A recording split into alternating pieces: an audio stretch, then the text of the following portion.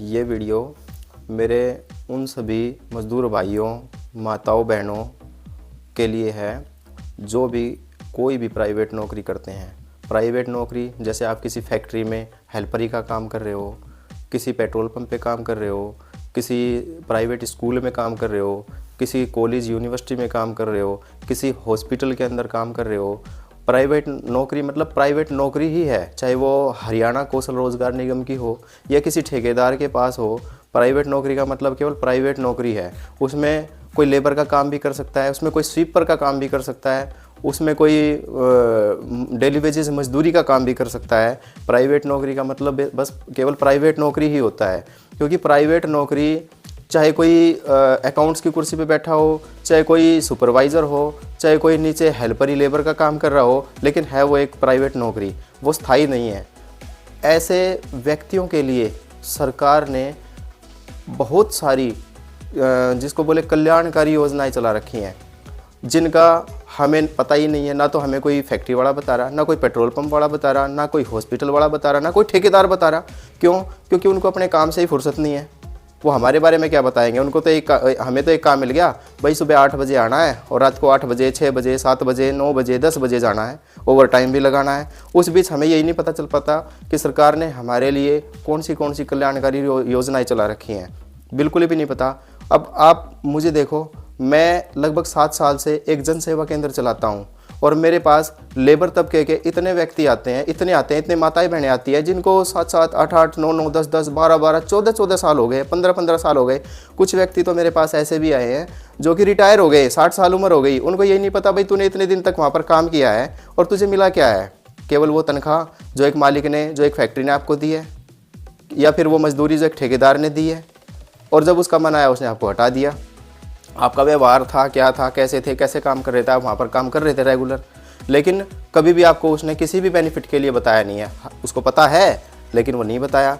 और कुछ एचआर का जो काम करते हैं उनकी भी 15-20 हज़ार रुपये सैलरी है, वो चाहते ही नहीं है, वो खुद भी बेनिफिट लेना नहीं चाहते ना। वो आपको तो क्या दिलवाएंगे, वो खुद ही नहीं चाहते। अगर कोई वर्कर उनके पास जाता है, जी मुझे इस चीज़ का पता चला है और एक बार इसके बारे में बताना, वो उसको भगा देता है।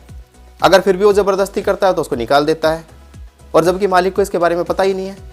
मालिक ने तो एक प्लेटफॉर्म तैयार करके दे दिया और उसके नीचे जितने भी बंदे काम कर रहे हैं, चाहे वो कोई एचआर है, चाहे अकाउंट में है, चाहे ऊपर पोस्ट पे है, कोई भी है, लेकिन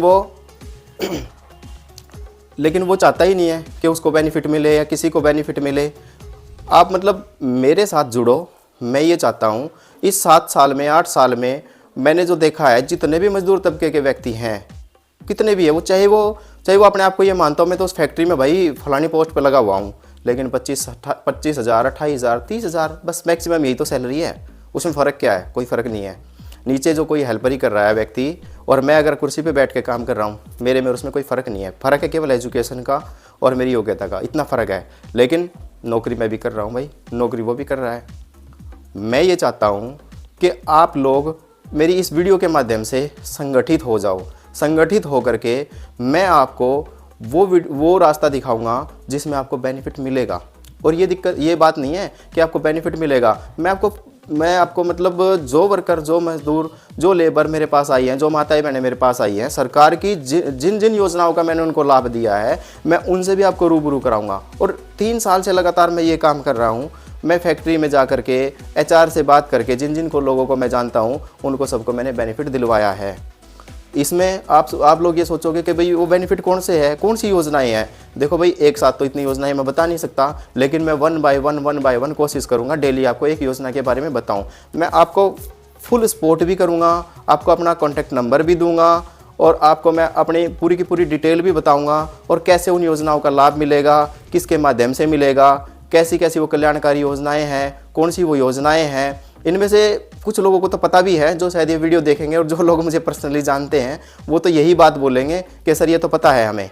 उनसे पूछो जिनको मैं हर साल, प्रत्येक साल जो पीछे बीत गए 3 साल से लगातार, किसी को 40 हज़ार, किसी को 50 हज़ार, किसी को 60 हज़ार, किसी को 15 हज़ार, किसी को 20 हज़ार, जैसी जिसकी योग्यता होती है या जैसी की रिक्वायरमेंट होती है, वैसे मैं उनको पैसे दिलवाता हूँ और उनके अकाउंट में आ जाते हैं। इस चीज़ का सबको पता है। लेकिन कुछ व्यक्ति ऐसे हैं जो मेरे पास आते हैं, उनको यही नहीं पता कि भाई हमें जो ये काम करते हुए इतने साल हो गए, तो हमें तो कुछ मिला ही नहीं आज तक। यही तो प्रॉब्लम है ना कि मिला नहीं। अब जब मैं उनको बोलता हूँ जाओ एक बार अपने HR से बात करो, मेरा ये दुकान का मैंने पर्चा छपवा रखा है, ये लेके उनके पास जाओ, वो लोग कहते हैं जी उसने तो हमें भगा दिया वहाँ से, वो तो बात ही नहीं करने देता, वो तो कहता है सब फर्जी है। भाई फर्जी नहीं है, उससे खुद जाकर पूछो। मैं उस HR से भी, या जो भी अकाउंट में बैठता है, या जो कोई भी ऑफिस में बैठता है जिसके हाथ में लेबर का सैलरी बनाना या चलान, PF PSI के चालान जमा कराना है, वेलफेयर का चालान जमा कराना है वो मैं उनसे भी बोलता हूँ भैया देखो आपका तो कुछ जाएगा नहीं। मालिक को तो इस बारे में पता ही नहीं है, मालिक क्यों मना करेगा? मालिक तो गवर्नमेंट की टाइम टू टाइम फीस भी जमा कराते हैं, टाइम टू टाइम जो ESI वो भी जमा कराते हैं, PF भी जमा कराते हैं, उनको रजिस्टर भी कराते हैं। ये प्रॉब्लम केवल और केवल उन लोगों की है जो मालिक के नीचे कुर्सी पे बैठे हैं, जो ये चाहते ही नहीं है कि किसी को 2 रुपये मिल जाए, किसी गरीब व्यक्ति की कोई सहायता हो जाए। मैं ऐसे व्यक्तियों से भी अनुरोध करूंगा, भाई ऐसा मत करो। आप भी देखो प्राइवेट नौकरी कर रहे हो, वो भी प्राइवेट नौकरी कर रहे हैं, फ़र्क क्या है? आप कुर्सी पे बैठ गए, वो बेचारा कम पढ़ा लिखा था, वो नीचे लेबर का काम कर रहा है। तो कम से कम उसके जो सरकार ने जो योजना चलाई है वो क्यों चलाई है? वो इसलिए चलाई है ताकि इस लेबर का, मजदूर का, हमारे प्राइवेट नौकरी करने वालों का जीवन स्तर सुधर सके, ताकि हमारे बच्चे अच्छे से पढ़ सके, अच्छी एजुकेशन ले सके। अब अगर किसी का बच्चा मान लो 8वीं 9वीं 10वीं 11वीं क्लास में है, 12वीं क्लास में है, 2 बच्चे हैं, 3 बच्चे हैं, अगर उसको साल के 30-40 हज़ार रुपये मिल जाए तो उसके तीनों बच्चे बिल्कुल आराम से पढ़ जाएंगे और उस माँ बाप के ऊपर बोझ भी नहीं आएगा। तो मैं यही चाहता हूँ कि जितने भी मजदूर भाई मेरे पास आते हैं उनसे भी मैं यही मतलब कि अपील करता हूँ कि मेरी इस वीडियो को ज़्यादा से ज़्यादा फैलाएँ, ज़्यादा से ज़्यादा अपने जानकारों रिश्तेदारों तक जोड़ें, फॉलो करें। यूट्यूब पे भी मैं वीडियो डालूंगा, ये फेसबुक पे भी मैं ये वीडियो डालूंगा और इंस्टाग्राम पे भी मैं डालूंगा। मतलब जो प्लेटफॉर्म जो यूज़ करता है 90% कोशिश है मेरी सब जगह डालूं। लेकिन जब तक आप संगठित नहीं हो पाओगे, जब तक कुछ भी नहीं हो पाएगा। और इस चीज़ की देखो मैं गारंटी लेता हूँ, गारंटी मतलब किसी भी रूप में आप ले लो।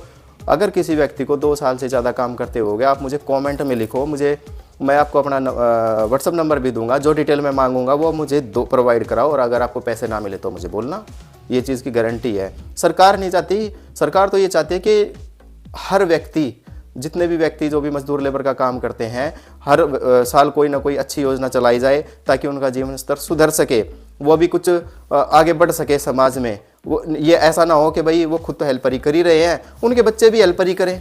ये तो गलत बात है ना। हम अपने बच्चों को किस लिए पढ़ाते हैं, किस लिए स्कूल भेजते हैं? कोई भी मान लो, कोई भी मतलब चाहे कोई भी है, कोई भी व्यक्ति ये नहीं चाहेगा भाई मैं मजदूरी कर रहा हूँ तो मेरा बच्चा भी मजदूरी करे। ऐसा पॉसिबल नहीं है। हर मजदूर व्यक्ति, कोई रिक्शा चलाने वाला है, चाहे कोई फैक्ट्री में लेबर का काम कर रहा है, चाहे कोई हेल्परी का काम कर रहा है, वो भी ये चाहेगा मेरा बच्चा पढ़े लिखे लेकिन मेरे वाला काम ना करे। वो कोई अच्छा काम करे, कोई डॉक्टर बने, कोई इंजीनियर बने।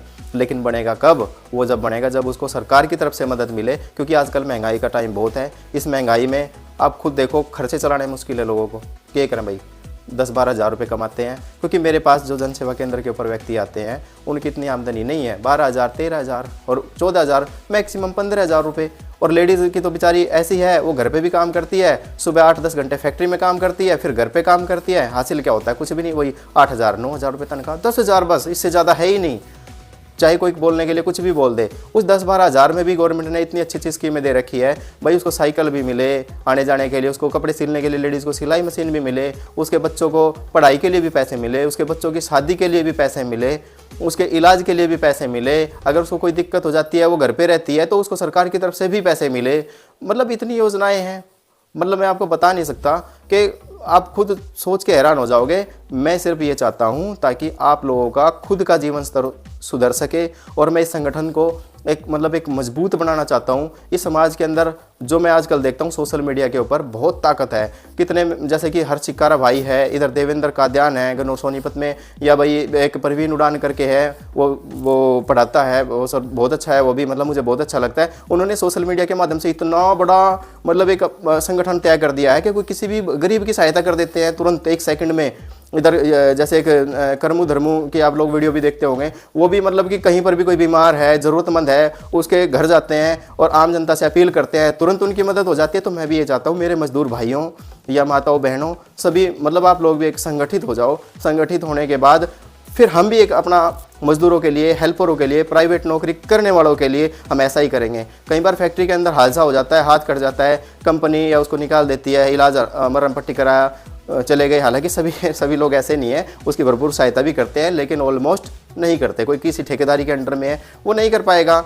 पुलिस केस करो, कुछ करो, कुछ नहीं फ़ायदा होता। तो कम से कम हम लोग अपन लोग मिल के एक ऐसा संगठन तैयार करें ताकि एक हमारे पास कॉल आए और हम सब मजदूर भाई मिलके उसकी सहायता कर सके। अगर हम 1-1 रुपया भी उसको देंगे तो उसके बीवी बच्चे या वो खुद है वो इस काबिल हो जाएगा कि उसको संतुष्टि हो जाएगी, चलो भाई कहीं से तो एक मदद आई। आपने देखा होगा कोई किसान आंदोलन करता है, कोई सा आंदोलन करता है, कोई सा आंदोलन करता है, कोई अपनी तनख्वाह बढ़वाने के लिए आंदोलन करता है, दुनिया भर के आंदोलन। कोई ये कहता ही नहीं कि भाई मजदूरों के लिए भी कोई आंदोलन करो। ये जो फैक्ट्री में हेल्परी करते हैं, हॉस्पिटल में है, तानाशाही बिल्कुल चला रखी है ठेकेदारों ने या भाई हॉस्पिटल वालों ने या भाई किसी ने भी अननेसेसरी। मान लो कोई नौकरी छोड़ के जाता है, उसको मजबूर करते हैं, सैलरी नहीं देंगे, उसको चक्कर कटवाएंगे, मतलब बहुत सारी ऐसी दिक्कतें हैं। मैं ये चाहता हूँ सब मिलके हम एक धीरे धीरे एक परिवार बनाएं, इस परिवार को इतना बड़ा करें ताकि एक दूसरे की मदद कर सके। सीधा सा सिद्धांत ये है।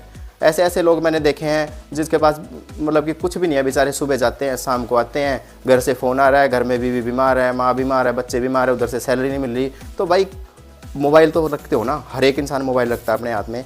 मोबाइल के अंदर तो आप कुछ भी कर सकते हो, कुछ भी कर सकते हो मोबाइल के अंदर। मान लीजिए एक वीडियो आई, आप पैसे से सहयोग नहीं कर सकते ना, कोई बात नहीं, पैसे से सहयोग मत करो। वीडियो तो अब रिचार्ज करा ही रखा है, उसमें एक वीडियो आप देखो, अपने जानकारों को शेयर करो ताकि वो दूसरों तक फैले और फिर वो किसी ऐसे ज़रूरतमंद तक चली जाए कि जो हमें कॉल करे, कांटेक्ट करे और मैं आपकी आवाज़ को आगे तक उठाऊं, आगे तक बढ़ाऊं। मतलब एक ऐसा संगठन तैयार करो। और ये मैं कुछ नहीं हूं आपके बिना, ये सीधी सी बात है। मेरा बहुत मन करता था कि मैं वीडियो बनाऊं, लेकिन डर लगता था, हिचकिचाहट होती थी, पता नहीं क्यों। लेकिन आज एक बड़ा साहस करके, एक हिम्मत करके मैंने आज ये वीडियो बनाई। इस वीडियो को मैं आज शाम को, रात को, जब भी मेरा समय लगेगा, मैं इसको यूट्यूब, फेसबुक दोनों प्लेटफॉर्म पे डालूंगा और फिर रेगुलर कोशिश करूंगा आपको रेगुलर एक वीडियो दूं। और देखो भाई, मुझे इतना बोलना भी नहीं आता, ना मेरा इतना ज़्यादा वो है, हेजिटेशन होती है, बीच में मैं भूल भी जाता हूँ, उसके लिए सॉरी। और आप लोग मोटिवेट करो मुझे ताकि इसको हम आगे तक लेके जाएं और हर मजदूर की, हर लेबर की, हर प्राइवेट नौकरी करने वाले की हम सहायता कर सकें। और सहायता हम तो एक माध्यम बनेंगे, सहायता तो आप लोग करेंगे, ऊपर वाला करेगा, बाकी सरकार करेगी। हम तो आपको एक प्लेटफॉर्म दिखा सकते हैं, एक रास्ता दिखा सकते हैं। जो भी कोई HR वाला है, जो भी कोई कंपनी के अंदर काम करता है, कोई मालिक है जिसको नहीं पता, वो मुझे अभी तो कमेंट करे। फिर जैसे जैसे ये सिस्टम चलेगा और जैसे जैसे आप लोगों का सहयोग मिलेगा तो मैं आपको एक कॉन्टैक्ट नंबर भी दूंगा। आप कॉल करना, आप मैसेज करना, व्हाट्सअप करना, आप कुछ भी करना, मुझसे कांटेक्ट करना। जहाँ तक मेरे से संभव होगा मैं आपकी मदद करूँगा। बस आप लोगों से यही अपील है मेरी कि आप इस वीडियो को ज़्यादा से ज़्यादा शेयर करें, फॉलो करें और जो भी प्लेटफॉर्म है वहाँ तक पहुँचाए इसको।